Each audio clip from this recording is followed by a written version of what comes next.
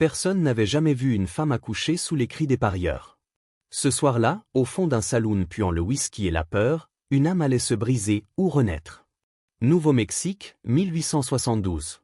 La salle souterraine vibrait d'un tumulte animal. La fumée des lampes à huile traçait des halos jaunes au-dessus d'une foule d'hommes ivres. Les verres tintaient, les rires éclataient, et l'odeur de sueur se mêlait à celle du sang séché.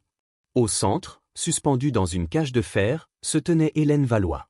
Sa robe déchirée collait à son ventre rond, si rond qu'il semblait prêt à se rompre. Son souffle haletant résonnait comme une prière étouffée. Sur son poignet, gravé au fer, un chiffre, 27. Pas un nom. Pas une histoire. Juste une mise. Autour, les hommes criaient leur pari. 50 $ que c'est un garçon. 20 qu'elle crèvera avant l'aube. Le maître de jeu, un colosse au visage barré d'une cicatrice, leva son revolver et aboya. Faites vos mises, messieurs. Vivra-t-elle? Mourra-t-elle? Donnez vos pièces. Le métal froid mordait la peau d'Hélène. La douleur montait en vagues. Elle serrait les barreaux, les yeux perdus vers le plafond de pierre, et murmura un mot que personne n'entendit. Puis vint un cri brutal, déchiré.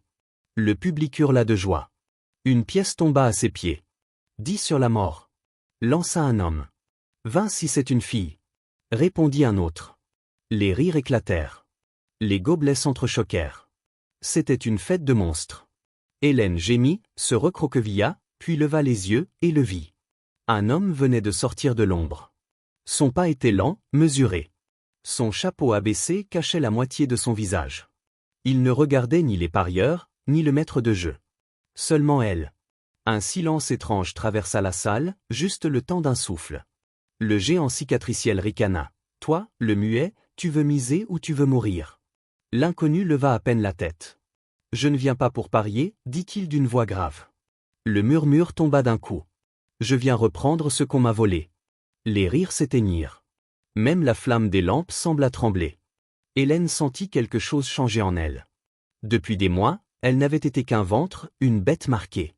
Mais à cet instant, son cœur se souvint de son nom. 1 an plus tôt. Cedar Bluff, Nouveau-Mexique. Un village accroché au vent et à la poussière. Au centre, la petite échoppe Remède Valois. Derrière le comptoir, Hélène, 20 ans, préparait des tisanes de lavande aux malades. Son père, vieil apothicaire, toussait dans l'arrière-boutique. Sa mère dormait sous la terre du cimetière. Hélène avait ce visage qu'on oublie difficilement, doux, presque enfantin, éclairé d'une force tranquille. Ses cheveux clairs s'échappaient toujours de sa natte, et ses yeux, d'un gris tendre, semblaient chercher le ciel dans chaque regard. Mais la bonté attire parfois les loups. Un matin, elle partit livrer des fioles à un ranch isolé, au-delà de la rivière. Le ciel était clair, le vent sentait la sauge. Elle ne revint jamais. Un chariot noir l'attendait au détour du chemin. 3 hommes sans nom.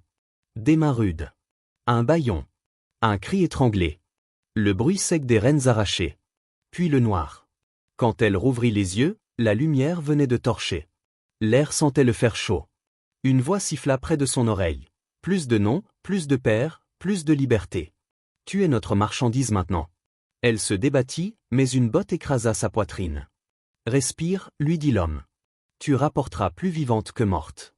À l'aube, le fer brûla sa peau. 27, son nom effacé, son humanité vendue.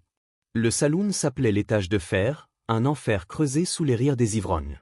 Ce n'était ni un bordel, ni une prison. C'étaient les deux. Et pire. Les femmes y étaient des numéros. Les hommes, des vautours. Le maître, un porc aux dents d'or, évaluait chaque captif comme du bétail. Jolie, dit-il en toisant Hélène. Trop douce, elle cassera vite. Il lança une pièce en l'air. Mettez-la avec les autres. Les autres, des ombres derrière les barreaux. L'une d'elles murmura sans la regarder. Ici, les noms ne comptent pas. Les jours se confondaient. La faim, la peur, le vacarme des paris. Hélène s'accrochait à un seul souvenir, le parfum du vent dans les champs de sauge. Et maintenant, suspendue dans cette cage, entourée d'hommes qui pariaient sur sa mort, elle sentait que ce souvenir allait peut-être la sauver. Car l'homme au chapeau, ce n'était pas un parieur. C'était celui qui revenait de l'enfer. Il disait qu'aucun homme ne miserait sa vie pour une esclave. Ce soir-là, un inconnu l'a fait, et l'enfer s'est arrêté de respirer. Les soldats étaient entrés, ivres et brutaux. L'un d'eux, en titubant, avait pointé du doigt la cage. Celle-là. la pâle. Elle fera l'affaire. Les gardes avaient ri. La porte s'était ouverte. Hélène n'avait pas crié. Sa voix n'existait plus. Sa gorge n'était qu'une plaie. Les nuits suivantes devinrent un gouffre sans fond. Le temps, une blessure qui ne se refermait pas. Quand son ventre commença à s'arrondir, elle comprit. Ce n'était pas un miracle, c'était une preuve. La preuve du viol. Elle tenta de mourir, refusa la nourriture, taillada la marque sur son poignet, chercha à se noyer dans l'abreuvoir quand on la laissait se laver. Chaque fois, des mains la repêchaient. Pas encore, disait-il. Le patron a des projets pour toi. Alors elle vécut, si l'on peut appeler ça vivre. Un an passa. Elle apprit à se taire, à bouger sans bruit, à oublier le ciel. Mais certaines nuits, quand les torchers se fanaient, elle murmurait son nom à voix basse. Hélène Valois. Juste pour se souvenir qu'il avait existé. Dans l'arène, le tumulte s'apaisa lentement. Les murmures s'enroulaient comme la fumée vers les poutres du plafond.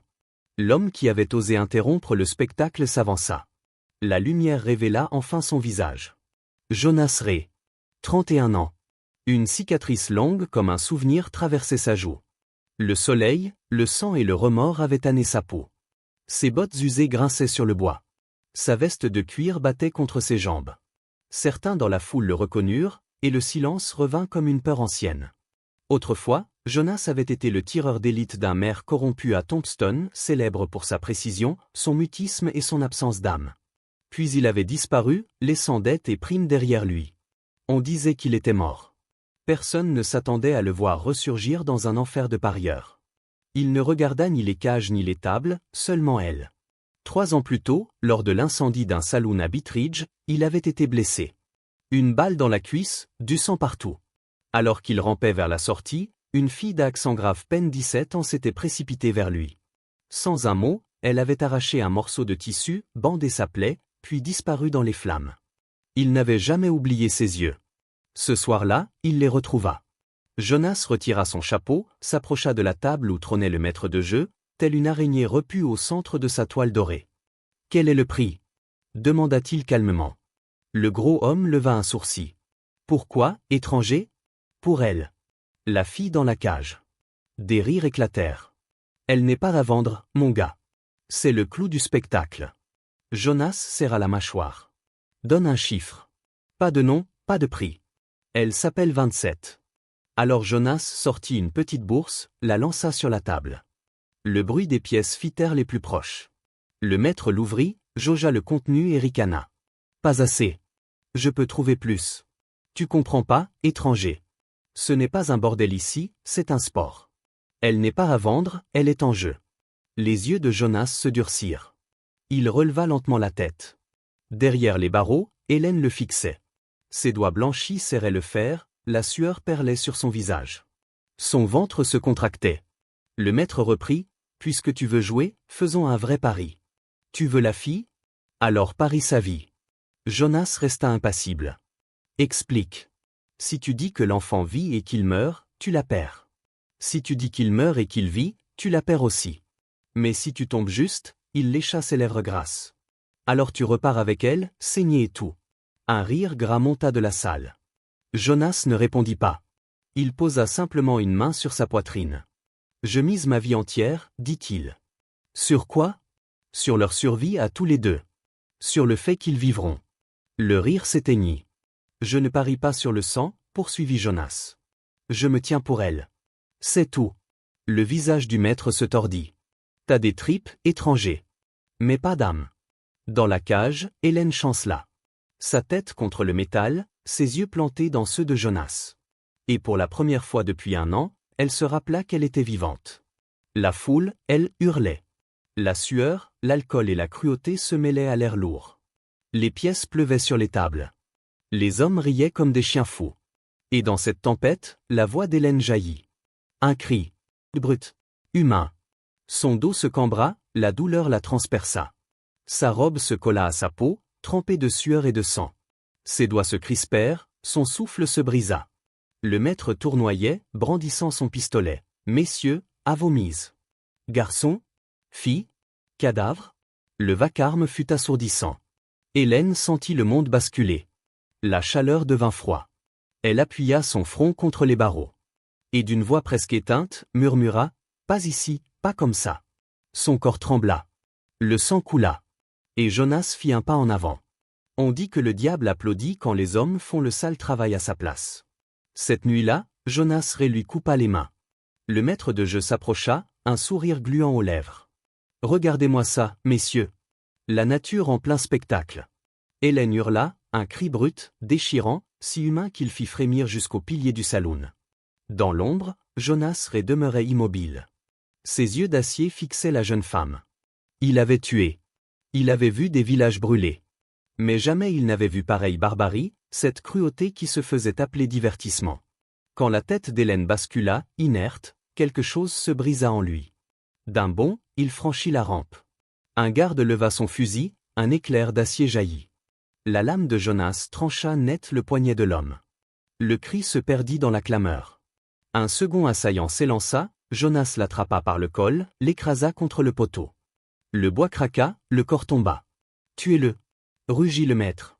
Le revolver tonna. La balle frôla l'épaule de Jonas. Il ne s'arrêta pas. D'un coup de botte, il renversa une table, dispersant les pièces d'or. Il saisit la machette d'un garde et abattit la lame sur le verrou de la cage. Une gerbe d'étincelles. Un second coup. Le métal céda. Il ouvrit la porte. Hélène gisait à même le sol, le souffle court, le sang coulant le long de ses jambes.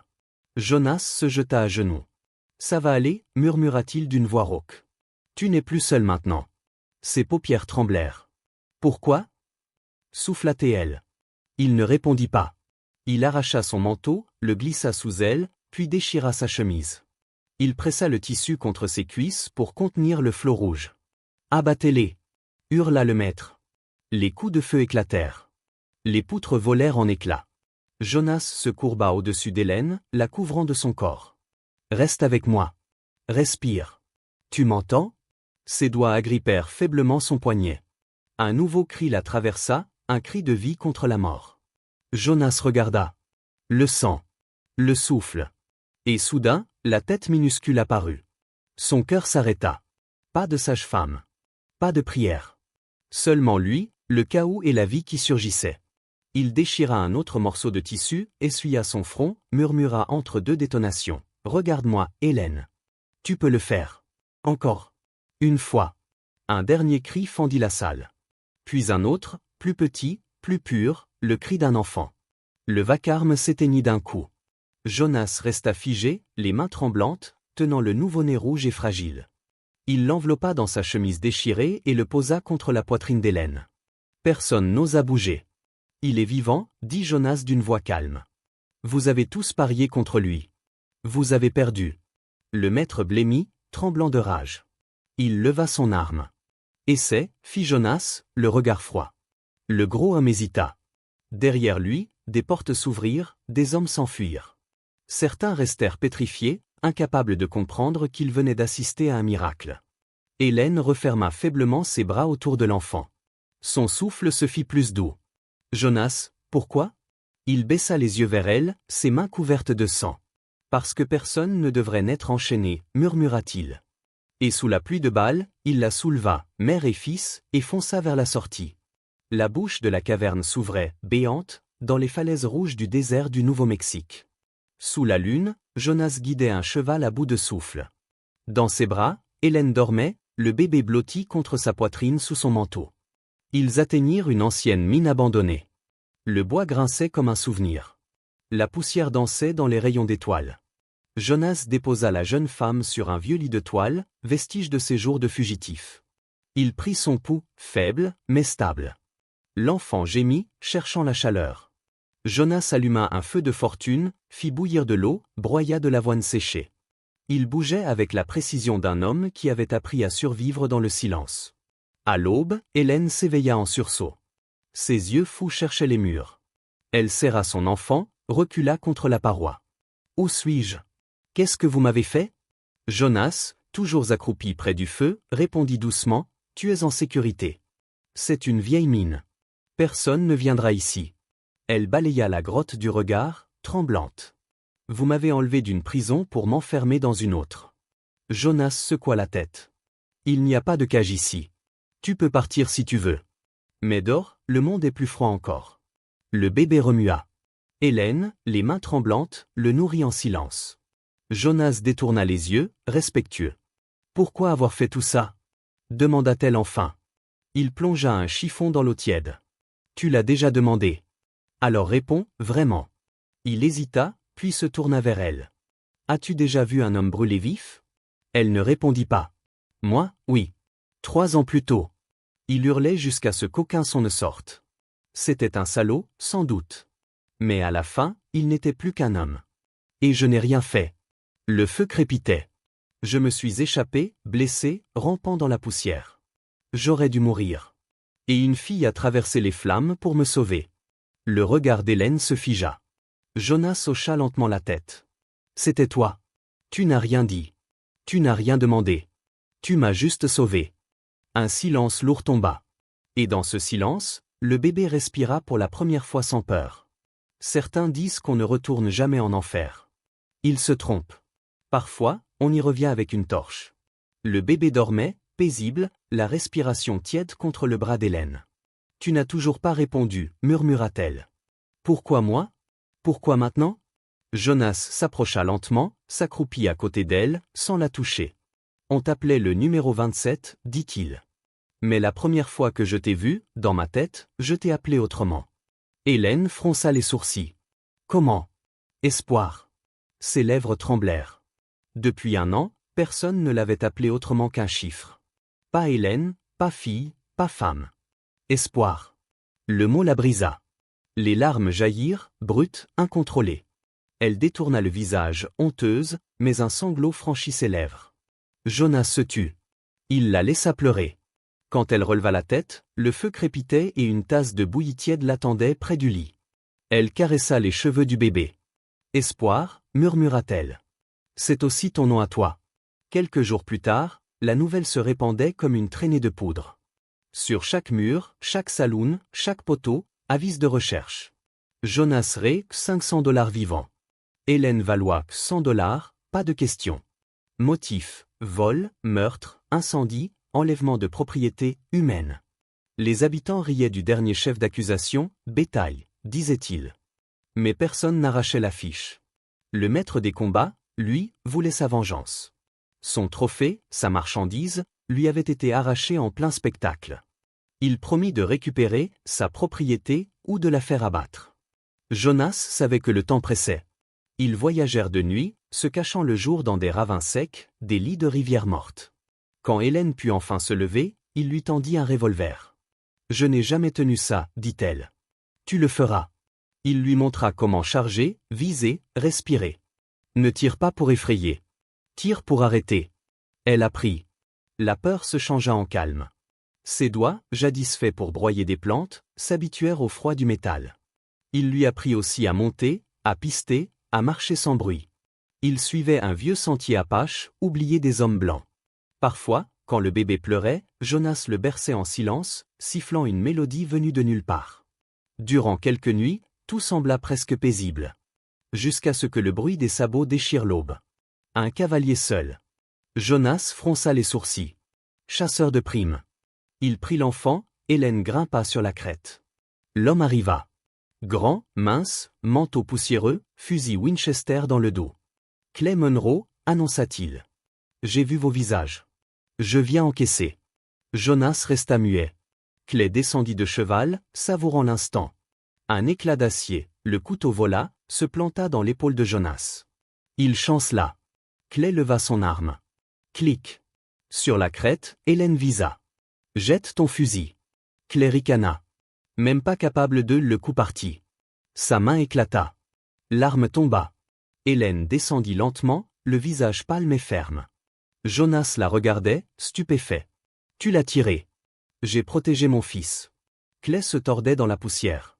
Hélène s'approcha, froide. « Dis-leur que je ne suis pas un numéro. Ni une proie. Je m'appelle Hélène Valois.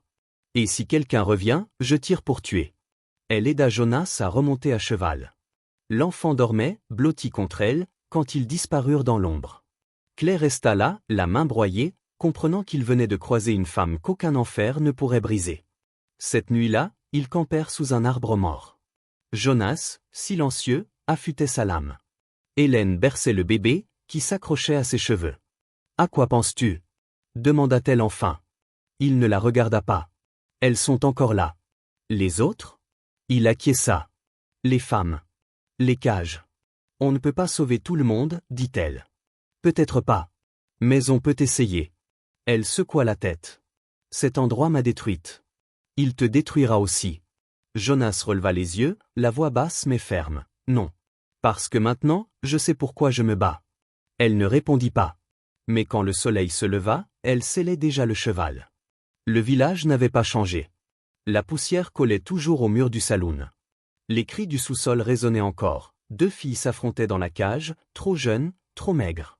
Les rires, les paris, les bouteilles, l'enfer reprenait son souffle. Jonas et Hélène se glissèrent entre les ombres, dissimulés sous des manteaux élimés. Leur fils, confié à une femme apache rencontrée 2 nuits plus tôt, les attendait dans les falaises. C'était la guerre, maintenant. Jonas hocha la tête. « Prête » ? « Non, répondit-elle. Mais j'y vais quand même. » Le premier coup partit comme le tonnerre. Jonas abattit le guetteur de la tour. Le second garde pivota, hagard. Hélène frappa d'un revers de crosse. Le bruit sec d'un crâne, puis le silence. Et l'enfer, une fois encore, se réveilla. Quand le feu dévore la cage, certains fuient. D'autres y retournent pour brûler le monstre.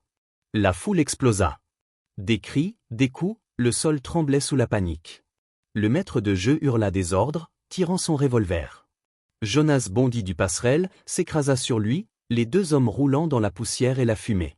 Des coups, des éclats de sang. « T'aurais dû rester mort. » Cracha le gros, le bras lacéré. « Et toi, t'aurais jamais dû vendre des êtres humains, répliqua Jonas. Ils s'écrasèrent contre la cage, la même où Hélène avait crié, pleuré, saigné. Le maître chercha sa gorge. Jonas le saisit par le col, lui enfonça le coude dans la mâchoire. 1 fois. 2 fois. Puis il ouvrit la porte de fer, d'un dernier effort, projeta son adversaire dans la cage. Le choc fit vibrer tout le saloon. Jonas referma la grille d'un claquement sec. « Que le monde voit, dit-il d'une voix glaciale, à quoi ressemble un homme quand il devient la bête qui l'a enfermé. » Pendant ce temps, Hélène courait le long des couloirs, crochetant les serrures. Une à une, les portes s'ouvraient. Les femmes sortaient, certaines en boitant, d'autres en sanglotant, d'autres muettes comme des pierres. « Par ici !»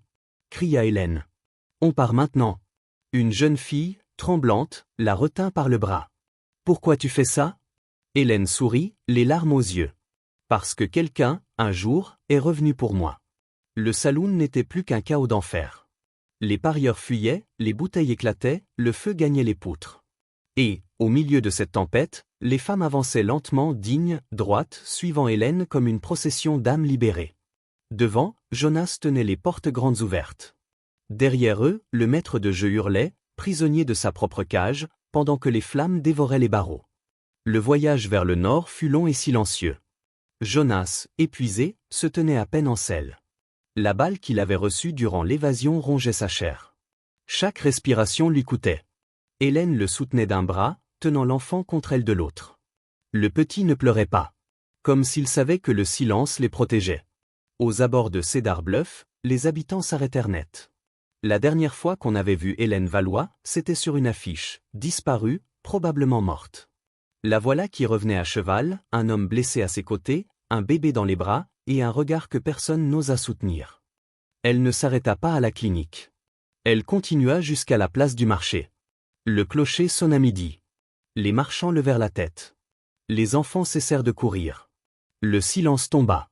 Hélène se tint au centre, droite, le soleil sur le visage. « Cet homme, dit-elle en désignant Jonas, ne m'a pas sauvé. » Les murmures montèrent. « Il m'a rendu quelque chose que j'avais oublié, mon nom. » Elle tourna lentement sur elle-même, laissant chaque regard se poser sur elle, sans honte, mais avec une force tranquille.